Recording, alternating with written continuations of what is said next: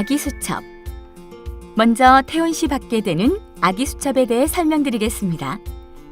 수첩을 받으면 첫 장을 펴고 아기의 출생일과 시간, 성별, 아버지 어머니 성함, 혈액형, 출생 시 몸무게 등 기록된 상황이 맞는지 간호사와 함께 확인합니다. 예방접종. 예방접종은 질병과 관련된 항원 또는 항체를 투여하여 인체 내에서 병은 발생시키지 않으면서 면역을 유발하는 것이고, 일반적으로 생후 수개월 내에는 접종 후 면역 반응은 미약하며 모체로부터 전달된 항체에 의해 간섭을 받습니다. 예방접종 후 방어 면역 상태를 유지하기 위해서 추가 접종이 필요합니다. 예방접종은 다음의 표에 따라 시기에 맞춰 접종합니다. 정상 신생아의 경우 본원에서는 B형 간염 1차 예방접종은 헤파박스라는 약으로 했고 2차, 3차도 시기에 맞추어 접종해 주십시오. 다른 예방접종은 추후 일정에 따라 접종하시면 되고 BCG 예방접종은 생후 4주 이내에 합니다. 아기가 예방접종을 할 때마다 기록할 수 있도록 수첩을 꼭 가지고 병원에 갑니다. 적절한 실내 환경. 신생아에게 적당한 실내 온도는 22에서 26도로 성인이 얇은 옷을 입은 채 일상적인 일을 할 때 춥거나 덥다고 느끼지 않을 정도가 좋습니다. 지나친 난방은 오히려 아기에게 해가 될 수 있습니다. 또한 겨울철에는 습도 조절이 중요한데 40에서 60% 정도가 좋습니다. 체온 재기. 아기가 열이 나거나 몸이 찬 경우 체온을 측정합니다. 체온계를 켠 후 아기의 겨드랑이 사이에 잘 밀착되도록 한 후 체온을 측정합니다. 이때 36.2도에서 37.3도의 체온은 정상 범위입니다. 아기가 37.4도 이상이 되면 우선 옷과 이불을 벗겨주시고 주위 환경을 시원하게 해주십시오. 그 후에도 계속 열이 떨어지지 않는다면 소아청소년과 의사의 진찰을 받아야 합니다. 목욕시키기. 신생아들의 목욕은 수유 직후를 피하여 하루에 한 번, 겨울철이나 아기의 피부가 건조할 때는 이틀에 한 번 정도만 시키는 것이 좋습니다.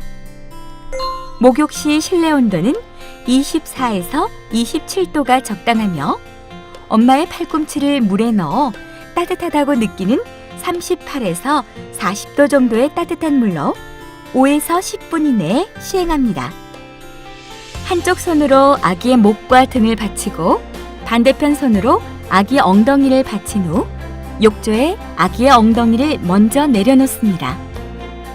귀로 물이 들어가지 않도록 양손으로 귓볼을 잡아주고 눈을 먼저 안쪽에서 바깥쪽으로 닫고 얼굴, 머리, 목, 가슴, 팔 순으로 목욕합니다. 아기를 앉힌 다음 겨드랑이를 잡고 엄마의 팔로 아기의 가슴을 받치고 다리 등 엉덩이 순으로 닦아준 후 헹궈줍니다. 욕조에서 꺼내어 수건으로 두드리듯 물기를 닦아주고 보습제를 발라줍니다. 배꼽은 보통 7일에서 11일경에 떨어지는데 배꼽이 떨어질 때까지는 배꼽에 물이 닿지 않도록 하고 미지근하게 적신 수건으로 부분 목욕을 시킵니다. 통 목욕 후에는 소독용 알코올로 배꼽과 주위를 충분히 발라 잘 건조시킨 후 옷을 입힙니다. 제대는 건조하게 유지하도록 합니다. 제대 소독은 소독용 알코올을 이용하여 제대가 떨어진 후 2일에서 3일까지 제대 밑쪽에 하루에 2번 발라줍니다. 공기에 노출시키는 것이 빨리 말라서 떨어지게 하므로 기저귀를 채울 때는 접어서 제대 아래까지만 오도록 하여 제대가 덮이지 않도록 합니다. 제대는 보통 열흘 정도면 까맣게 말라 떨어집니다.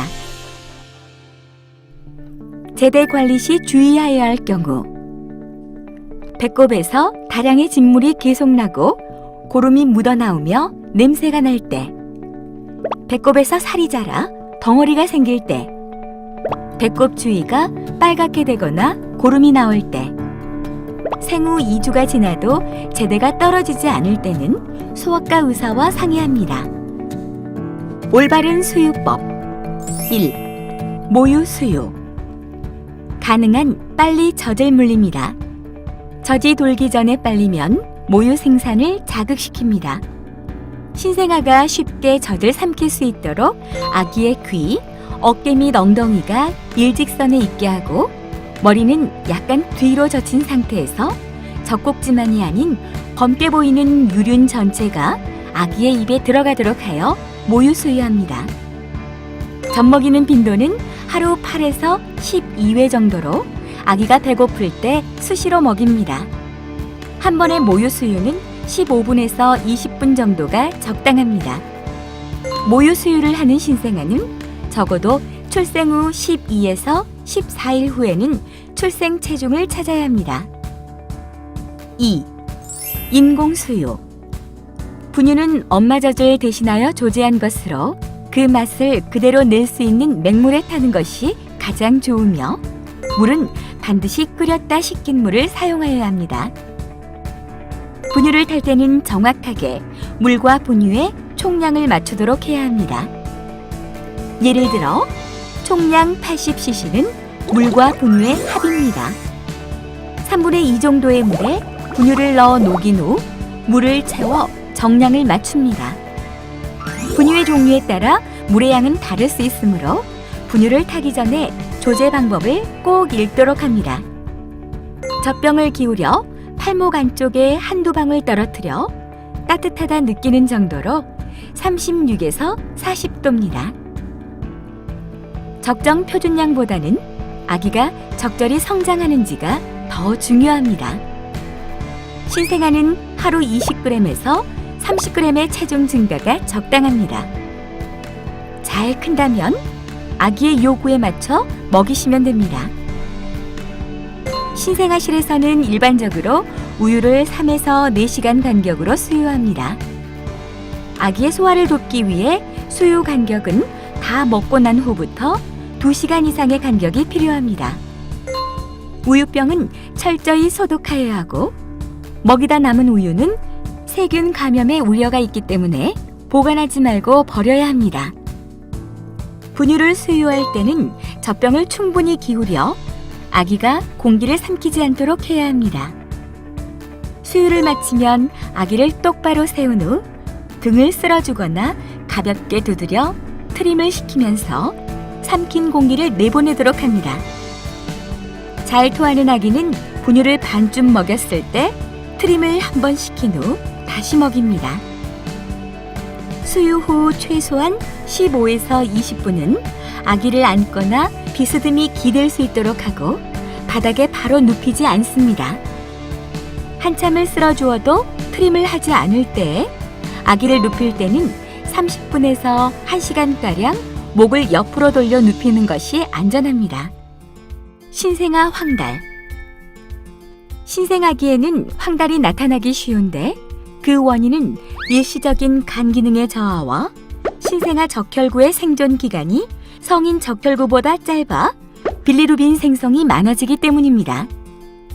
생리적 황달은 얼굴부터 시작해서 가슴, 배, 다리, 발바닥의 순서로 진행하는데 허벅지까지 황달이 내려왔다면 소아청소년과 진료를 받는 것이 좋습니다.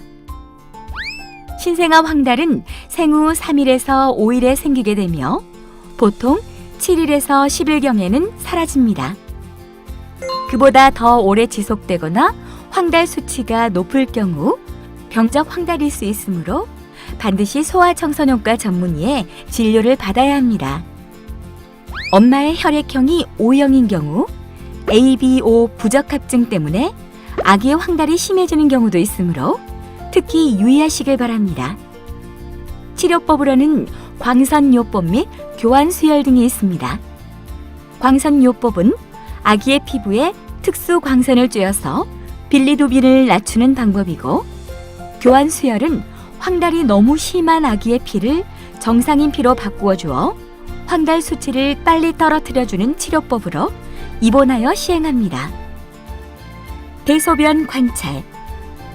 신생아의 정상 대변 횟수는 0회에서 7회 정도로 매우 다양합니다.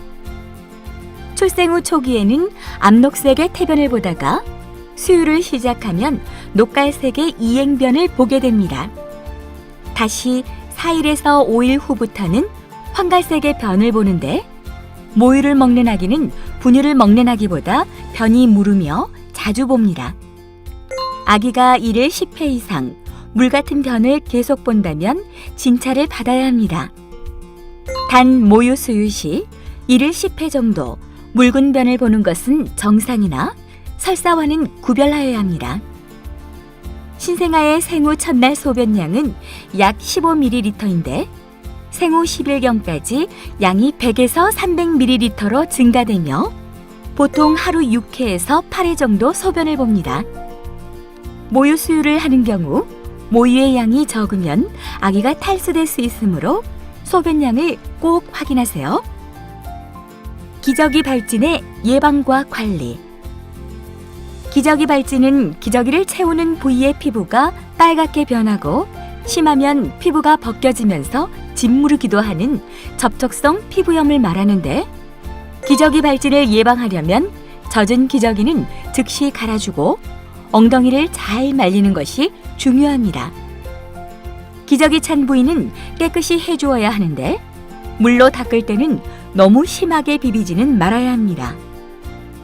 일회용 기저귀보다는 면으로 된 기저귀를 사용하는 것이 좋으며 소아청소년과 전문의의 진료를 받아 필요한 연고를 처방받아 엉덩이를 잘 말린 후 발라야 합니다.